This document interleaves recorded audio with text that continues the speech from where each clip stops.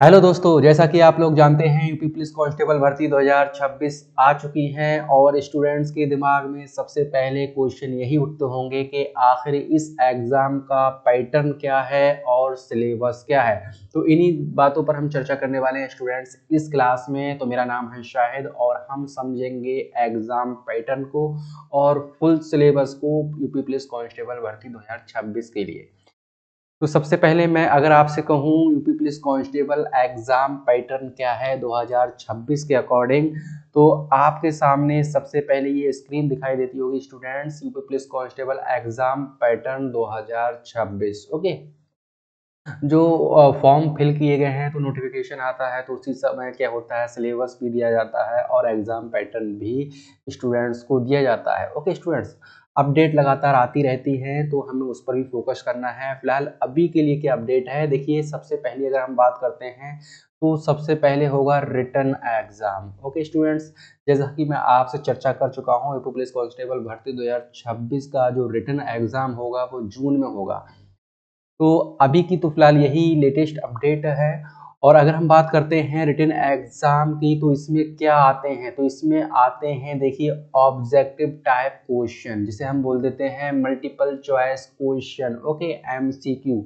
और अगर आपको एमसीक्यू देखना है तो आप क्लास में देख सकते हैं। मोड की अगर हम बात करते हैं तो इसमें ऑफलाइन ये पेपर होगा। ऑफलाइन का मतलब है आपको एक पेज मिलेगा, कॉपी मिलेगी, पेन लेकर जाना होगा, उस पर आप लिखेंगे। ये होता है ऑफलाइन। OMR बेस्ड पेपर होगा स्टूडेंट्स, यानी कि आपको इस तरीके से गोला भरने होंगे। ओके स्टूडेंट्स, गोला भरने होंगे और कोई भी ऑनलाइन मोड नहीं है, कंप्यूटर पर नहीं होगा, आपको एग्जामिनेशन हॉल में पेपर दिया जाएगा। टोटल क्वेश्चन कितने आते हैं अगर हम बात करते हैं इस एग्जाम में, टोटल क्वेश्चन पूछे जाएंगे आपसे 150। ओके, मतलब 150 क्वेश्चंस आपसे पूछे जाएंगे। और अगर हम बात करते हैं टोटल मार्क कितने होंगे, 300। तो मार्क कितने हो जाएंगे, 300। तो कैसे होंगे, जब हम मल्टीपल करेंगे 2 के साथ तो मार्क हो जाएंगे 300 स्टूडेंट्स। यानी कि एक क्वेश्चंस आपको मिलेगा 2 नंबर का। ओके, पर क्वेश्चन कितने नंबर का होगा, एक क्वेश्चन आपको मिलेगा 2 मार्क्स का। ओके स्टूडेंट्स, तो यहाँ पर इंपॉर्टेंट बात ये भी है। ड्यूरेशन की अगर हम बात करते हैं कितने टाइम में आप इस क्वेश्चंस को अटेम्प्ट कर सकते हैं, तो 2 घंटे का टाइम दिया जाएगा, जिसको हम कहते हैं 120 मिनट्स का टाइम दिया जाएगा। लैंग्वेज आपकी हिंदी और इंग्लिश दोनों में एग्जाम कंडक्ट किया जाता है, बाइलिंगुअल पेपर होता है। अगर हम बात करते हैं करेक्ट आंसर के लिए आपको 2 मार्क दिया जाएगा। और नेगेटिव मार्किंग की अगर हम बात कर देते हैं तो जो ओल्ड पैटर्न है उसके हिसाब से नेगेटिव मार्किंग 2.5 मार्क्स की रहने वाली है। इसका मतलब ये हो गया, एक क्वेश्चन पर अगर 2 नंबर मिलते हैं आपको या 2 मार्क्स मिलते हैं, तो इसका मतलब ये है 2 नंबर का अगर 25% करते हैं, 1/4 करते हैं, तो कितना आता है, 0.5 मार्क्स। ओके स्टूडेंट्स, इसका मतलब कितना है, इसका मतलब हो गया, इसका मतलब 1/4। ओके, 25% भी कह सकते हैं नेगेटिव मार्किंग रहेगी। इसका मतलब ये भी कह सकते हैं कि अगर आपने क्वेश्चन गलत कर दिया तो आपके 0.5 मार्क्स कट कर लिए जाएंगे। ओके, यानी कि 0.5 मार्क्स आपके कट होना ही है, ऐसा एग्जाम का पैटर्न कह रहा है। अगर हम बात करते हैं किसके सब्जेक्ट वाइज क्वेश्चन की, तो देखिए इसमें जो क्वेश्चंस मिलने वाले हैं आपको, जनरल हिंदी से क्वेश्चंस पूछे जाएंगे और जनरल नॉलेज से क्वेश्चन पूछे जाएंगे, जहां पर करंट अफेयर्स भी शामिल है। न्यूमेरिकल एंड मेंटल एबिलिटी, जिसको हम बोलते हैं रीजनिंग से क्वेश्चन पूछे जाएंगे। मेंटल एप्टीट्यूड, IQ या रीजनिंग, हम यहाँ पर कह सकते हैं मेंटल एप्टीट्यूड, IQ या रीजनिंग से क्वेश्चन यहाँ पूछे जाएंगे आपको। और स्टूडेंट्स, ये आपको मैथ से क्वेश्चन पूछे जाने वाले हैं। ओके, न्यूमेरिकल अगर हम बात करते हैं टोटल की, तो 150 क्वेश्चंस पूछे जाएंगे और पर क्वेश्चन 2 नंबर का होगा। तो इस तरीके से 300 मार्क्स में आपसे ये एग्जाम लिया जाएगा। अगर हम बात करते हैं जनरल हिंदी में टोटल कितने क्वेश्चंस पूछे जाएंगे, अभी तक जितने क्वेश्चंस पूछे जा रहे हैं तो 37, यानी कि 37 क्वेश्चंस आपको मिलेंगे जनरल हिंदी से, जिसके टोटल मार्क्स हो गए 74। अगर हम बात करते हैं जनरल नॉलेज या सामान्य ज्ञान से, करंट अफेयर्स के जो क्वेश्चन होंगे वो 38 क्वेश्चन होंगे, जिसके मार्क्स हो जाते हैं 76। न्यूमेरिकल एंड मेंटल एबिलिटी, अगर मैथमेटिक्स की बात करते हैं तो 38 क्वेश्चंस इसमें से भी पूछे जाएंगे, जिसके मार्क हो गए 76।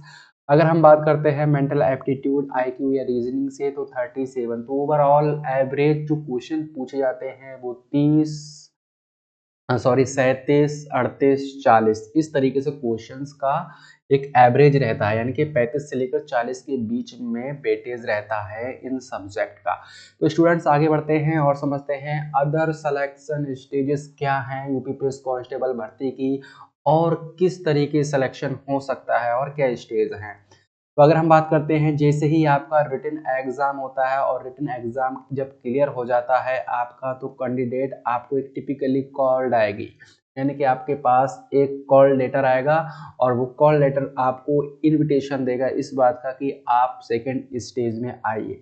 तो सेकंड स्टेज है आपकी physical standard test. Okay students, physical standard test का मतलब है अब आपका फिजिकल देखा जाएगा, आपकी फिटनेस देखी जाएगी, रनिंग देखी जाएगी। अगर हम बात करते हैं, चेक करें कुछ बेसिक फिजिकल मेजरमेंट की, तो क्या क्या फिजिकल टेस्ट में देखने वाले हैं स्टूडेंट्स, तो ये आपको ध्यान रखना चाहिए। अगर कोई मेल कैंडिडेट है जिसने फॉर्म भरा है, तो उसकी हाइट कितनी होनी चाहिए, कैटेगरीज वाइज भी हमने दिखाई है। जनरल, ओबीसी और एससी कैटेगरी में कम से कम 168 सेंटीमीटर की हाइट तो होनी ही चाहिए स्टूडेंट्स, हर कीमत। अगर बात आती है शेड्यूल ट्राइब की, तो शेड्यूल ट्राइब जो होते हैं जनजातियां, तो वो 160 सेंटीमीटर की अगर उनकी हाइट है तब भी वो क्वालिफाई माने जाते हैं, पास माने जाते हैं। अगर हम बात करते हैं चेस्ट की, तो चेस्ट सिर्फ और सिर्फ ये जो क्राइटेरिया है वो मेल के लिए है, और मेल का चेस्ट का मेजरमेंट है 79 सेंटीमीटर अनएक्सपेंडेड, बिना फुलाए। होता नहीं एकदम से फुलाते हैं फिर देखते हैं कि चेस्ट कितना है 79 सेंटीमीटर, तो यहाँ पर जो होगा वो बिना फुलाए होगा। नॉर्मल चेस्ट जो है 79 सेंटीमीटर से कम नहीं होगी स्टूडेंट्स। अगर हम बात करते हैं जनरल, ओबीसी और एससी कैटेगरी में, अगर बात करते हैं एक्सपेंडेड यानी कि फुलाकर कितना चाहिए, तो 84 सेंटीमीटर आपका चेस्ट होना चाहिए। एसटी कैटेगरी की अगर हम बात करते हैं, तो अनएक्सपेंडेड जो चेस्ट होना चाहिए 77 सेंटीमीटर होना चाहिए, एंड 82 सेंटीमीटर कैसा होना चाहिए, एक्सपेंडेड होना चाहिए। ओके, फुलाकर। देखिए स्टूडेंट्स, तो यहाँ पर आपको ध्यान रखना है, चेस्ट का जो एक्सपेंशन है, जो फुलाव है, जिसको हम फुला सकते हैं, कम से कम 5 सेंटीमीटर तो होना चाहिए। आप अपना फिजिकल इस तरीके से तैयार रखें कि आपका जो चेस्ट है वो कम से कम 5 सेंटीमीटर फूल जाए। ओके स्टूडेंट्स, ये क्या होती है, हेल्थ हेल्थ होने की एक निशानी होती है। अगर आप हेल्थी हैं तो 5 सेंटीमीटर चेस्ट फुला सकते हैं। वेट की अगर बात करते हैं, तो जो अक्सर जो मिनिमम वेट मांगा जाता है वो 50 किलोग्राम होता है। 50 किलोग्राम तो बहुत ही नॉर्मल वेट होता है। अगर आप फिजिकल अगर तैयार करते हैं अपना, और कांस्टेबल के लिए अपने आप को प्रिपेयर कर रहे हैं, या पुलिस भर्ती के लिए प्रिपेयर कर रहे हैं, तो 50 किलोमीटर तो बहुत ही नॉर्मल वेट होता है स्टूडेंट्स।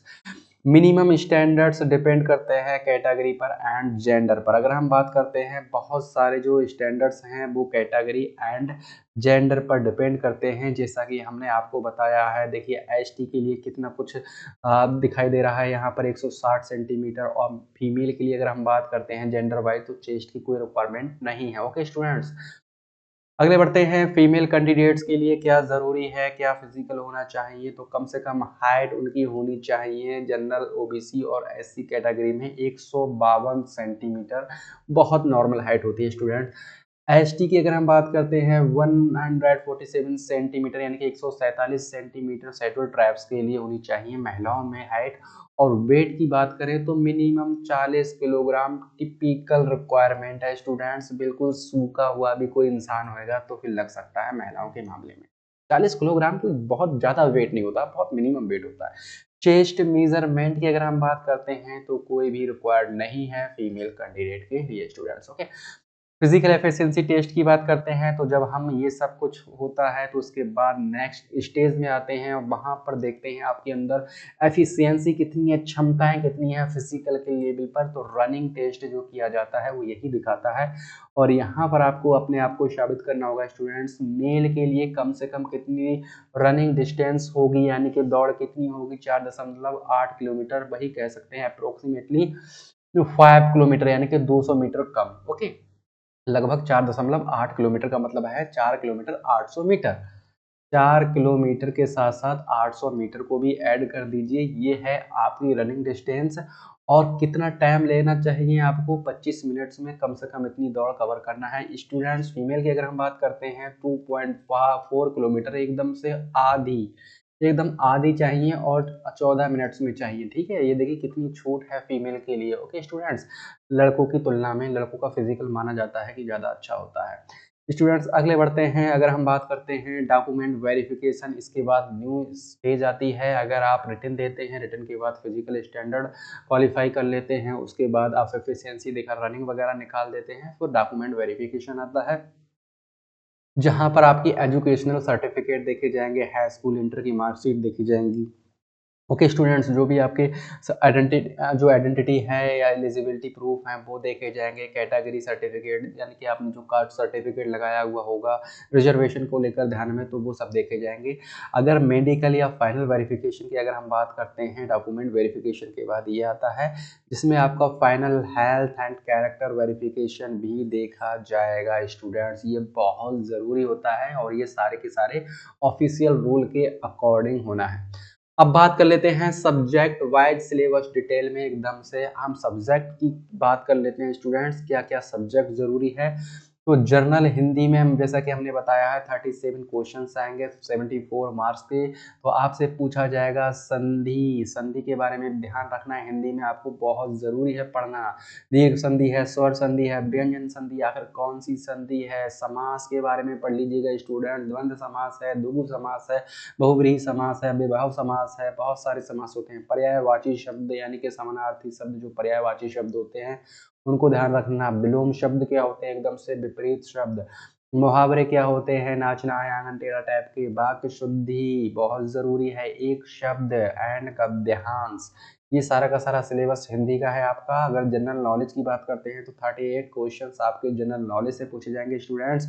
और जनरल नॉलेज में 38 क्वेश्चंस का मतलब है 76 मार्क्स के क्वेश्चन होंगे, जिसमें आपको भारतीय इतिहास से पूछे जाएंगे क्वेश्चंस, भारतीय संविधान से क्वेश्चंस पूछे जाएंगे, भारतीय अर्थव्यवस्था से क्वेश्चंस पूछे जाएंगे, भारत एवं विश्व का भूगोल जिसे हम बोलते हैं ज्योग्राफी से, उत्तर प्रदेश पर विशेष ध्यान रखना है, उसका जीके कम से कम पता हो स्टूडेंट्स। करंट अफेयर्स आप डेली अपडेट रहिए, कम से कम डेली का कम से कम 1-1.5 घंटे करंट अफेयर्स जरूर पढ़ लीजिएगा, ओके। अगर 6 से 7 महीने का।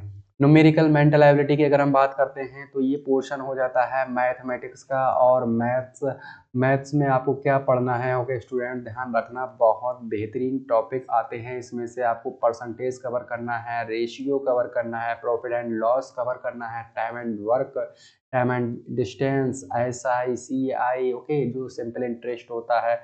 और अगर हम बात करते हैं एचसीएफ, एलसीएम, ग्राफ क्वेश्चंस भी पूछे जाएंगे। कुल मिलाकर मैथमेटिक्स का जो सिलेबस होता है normal exam, one day exam में, तो वहां से क्वेश्चंस आपको पूछे जाएंगे, विशेष तौर पर ये ध्यान रखना है।